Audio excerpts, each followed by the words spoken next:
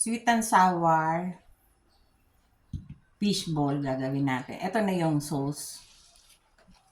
Lagyan natin ng tubig. Then, konting suka. Konting toyo.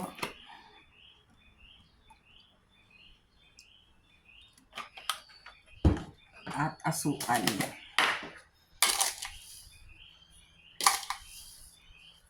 Yan. Haluin lang. Lusawin. Ipiprito natin tong fish ball. Kaya natin maluto. Ito, gigisa na natin. Dahil walang sibuyas, ito na lang bawang.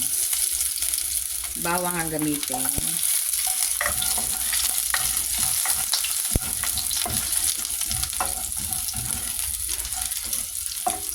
Sunod natin yung kamatis.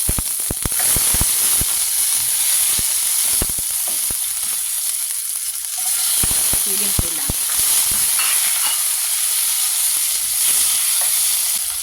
Lagyan natin yung sweet and sour sauce.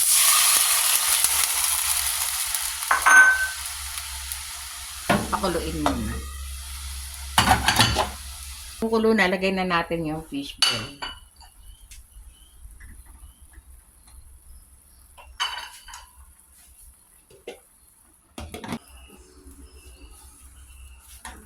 Lagyan natin ng konting cornstarch.